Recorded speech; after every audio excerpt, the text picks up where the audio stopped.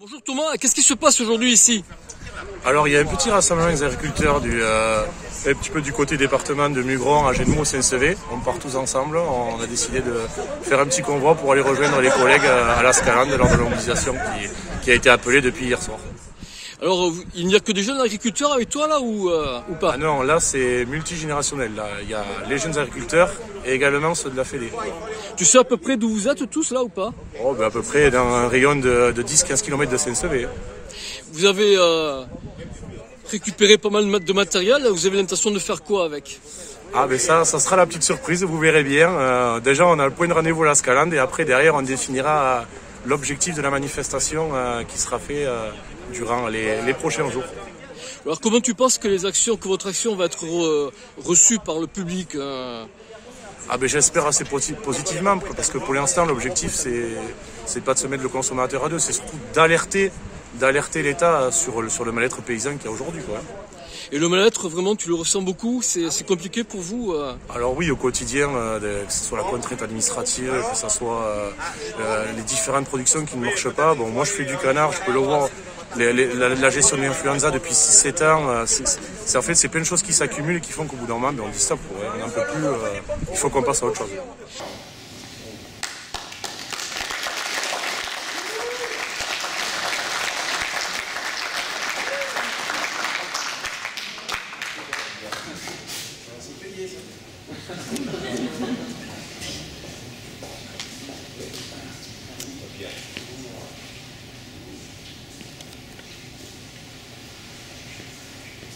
Le caporal-chef Paul Vergès est nommé sergent.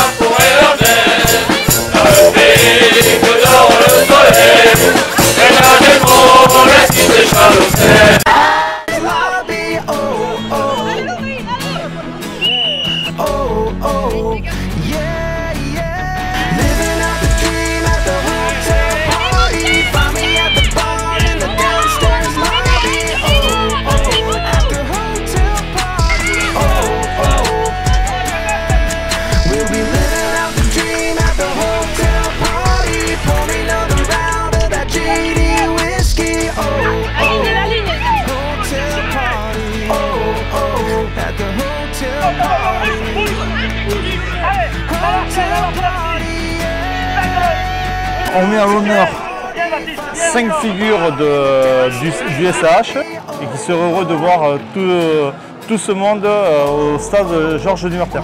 Alain Lansama, qui a été une figure emblématique du SAH.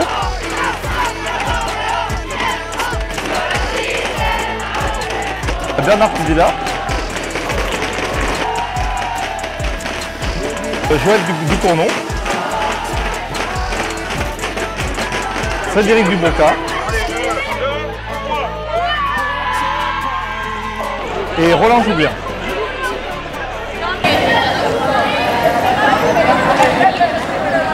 Alors bonjour, beaucoup d'enfants autour de nous, beaucoup d'enfants qui parlent espagnol.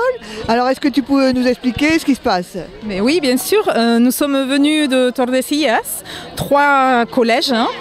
87 enfants, 6 professeurs, mais pour connaître Agenmo et pouvoir ici apprendre un petit peu de français et que nos jeunes connaissent les jeunes d'ici de Agenmo, donc voilà. Alors ces enfants, enfin ces jeunes, ils ont quel âge? Ce sont les équivalents à la 4e et 3e, hein.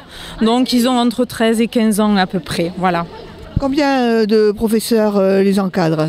Nous Nous sommes 6, ouais. Nous sommes 3 collèges, donc il y a 2 professeurs par collège. Et c'est vrai qu'il y a un collège où il y a 40 enfants, les 2 autres collèges sont un petit peu plus petits, nous sommes une vingtaine. Alors, comment avez-vous organisé cette sortie? Bien, on l'a organisée grâce aux 2 mairies de Tordesillas et de Agenmo qui nous ont beaucoup aidés et qui nous ont proposé, nous ont facilité beaucoup les voyages, le logement, l'hébergement ici à la Cité Verte. Et ensuite, on s'est beaucoup réunis entre profs pour voir qu'est-ce qu'on pouvait faire, comment organiser et avoir des critères communs également pour avoir des normes communes puisqu'on voyage 3 établissements ensemble mais en essayant de respecter un petit peu les mêmes normes. D'accord. Bon, alors nous sommes à l'école maternelle. Beaucoup de souvenirs pour toi, je suppose? Oui, beaucoup. Hein? C'est ton école, non? C'est mon école et malgré mon grand âge, j'ai beaucoup de souvenirs dans cette école. Et là, tu es en train de terminer cette fresque que tu as élaborée. Et tu pourrais nous dire comment tu es arrivé à ce projet? Bien sûr.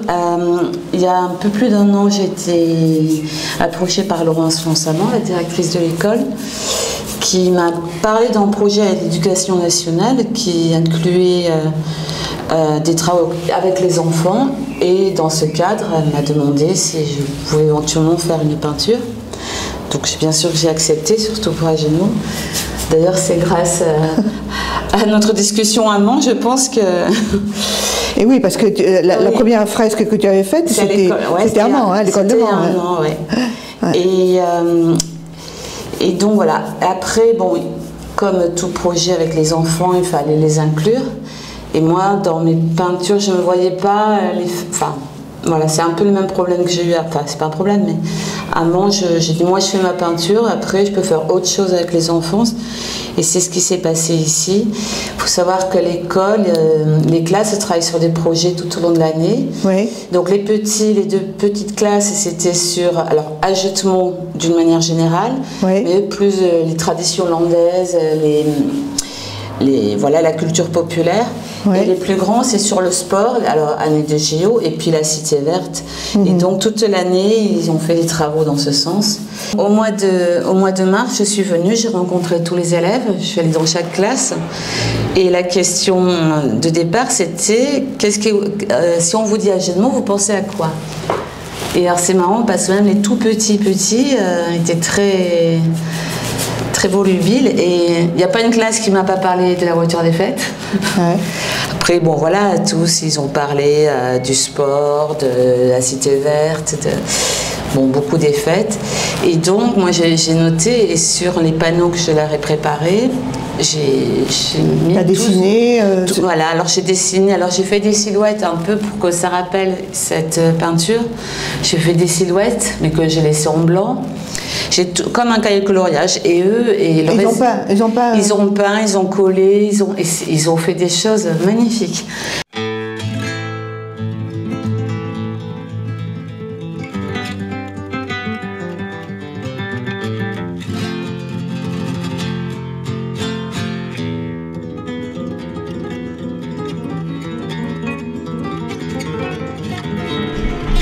Tout le monde est prêt?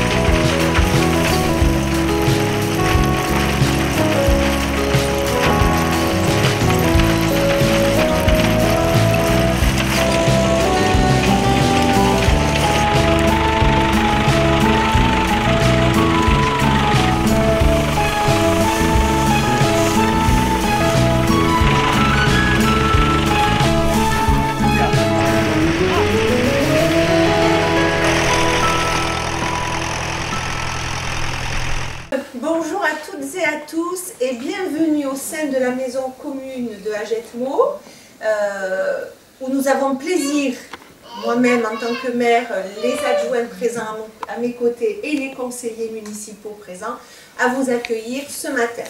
Donc c'est un moment traditionnel que nous souhaitons chaque année pour que les nouveaux habitants dans notre commune puissent rencontrer les élus et puissent échanger avec eux. Nous savons que vous êtes de nouveau venus à Hagetmau. Alors, est-ce que vous pouvez nous dire un petit peu comment vous êtes arrivés ici, d'où vous venez? Donc, nous sommes belges et nous sommes arrivés à Hagetmau un peu par hasard, étant donné qu'on voulait déménager sur la France, mais notre objectif n'était pas Hagetmau au départ. Et on est venu pour le ciel bleu, surtout le soleil, parce que ça on n'a pas chez nous. Pas trop en ce moment, hein? Oui, pas trop pour l'instant, mais ça va quand même. Et donc, nous sommes tombés sur une maison ici à Hagetmau qui était en vente, et voilà. Et on est arrivé début juin. Et alors, quelles sont vos impressions? On est super enchantés.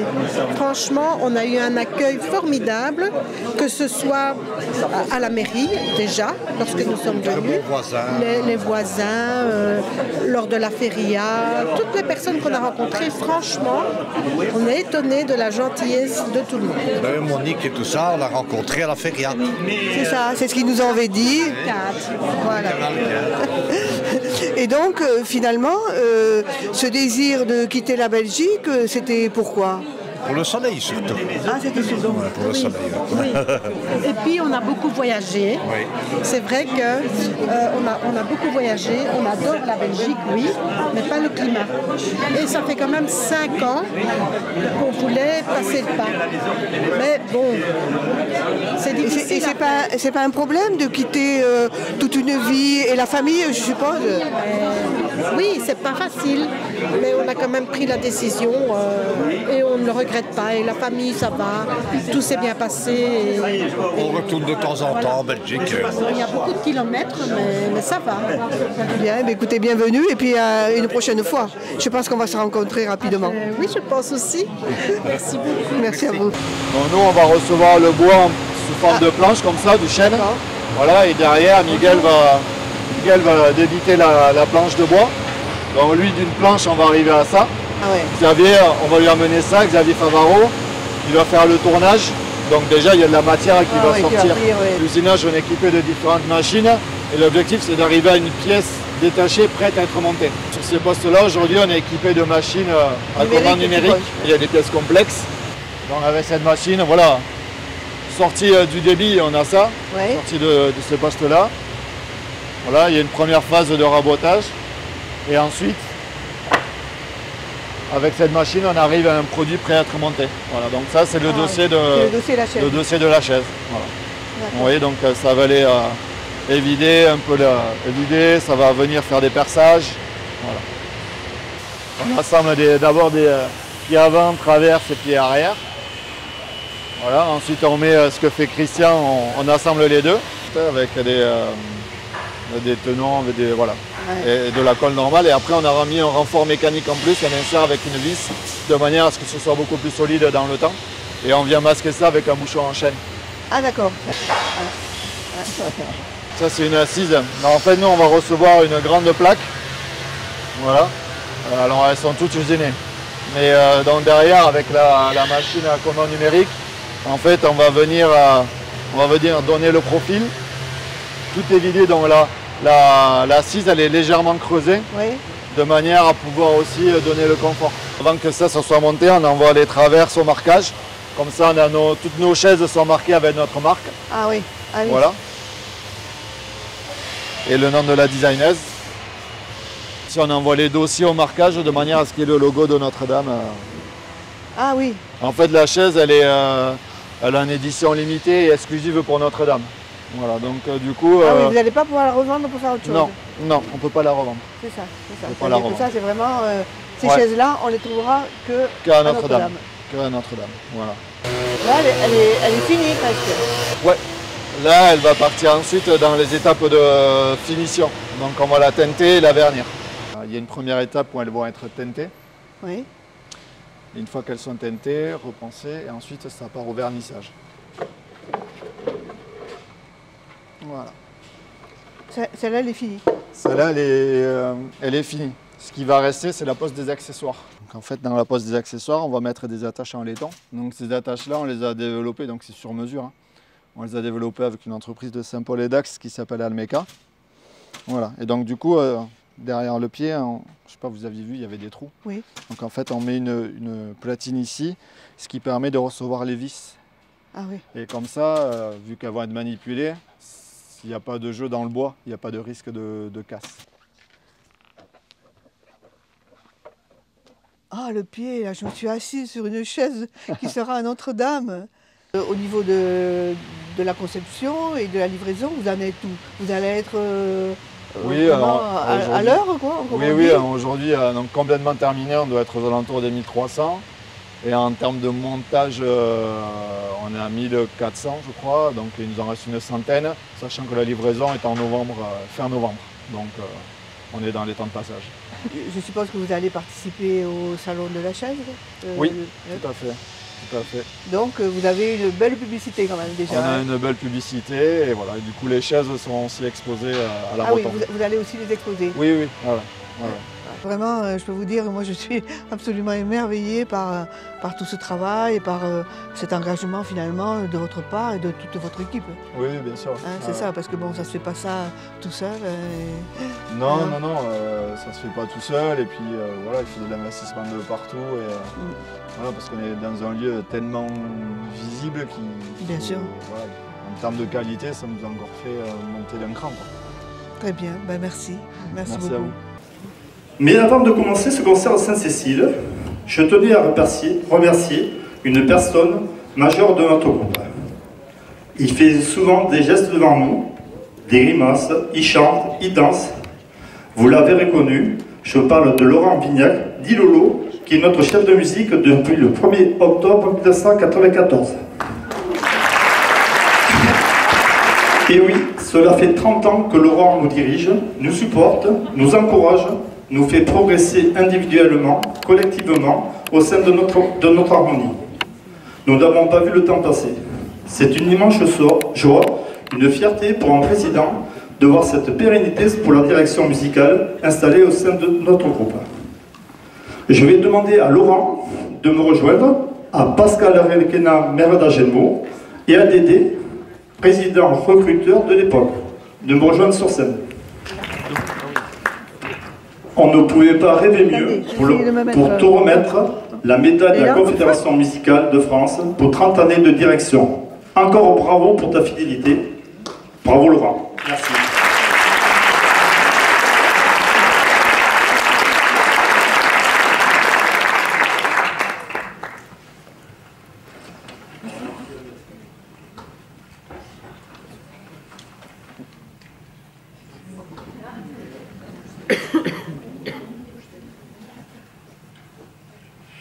Bonsoir à toutes et à tous, bonsoir Pascal, bonsoir Dédé, bonsoir Laurent.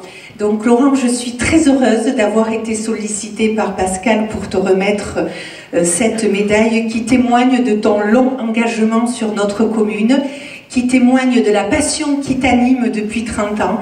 Pascal l'a dit, tu as fait progresser des générations.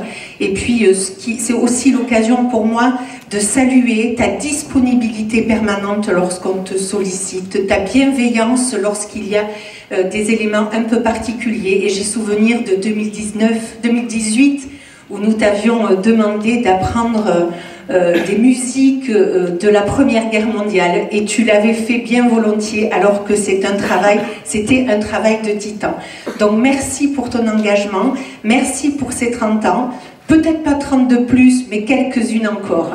Et puis avant de te remettre cette médaille aussi, je veux dire que tu as formé des musiciens, tu as fait arriver de nouveaux musiciens, en la personne aussi de Louane et Samuel, parce que c'est une génération de musiciens Vignac, mais ça, c'est pas tout seul, c'est aussi grâce à Séverine. Donc si tu permets, Pascal, je voudrais bien que Séverine nous rejoigne.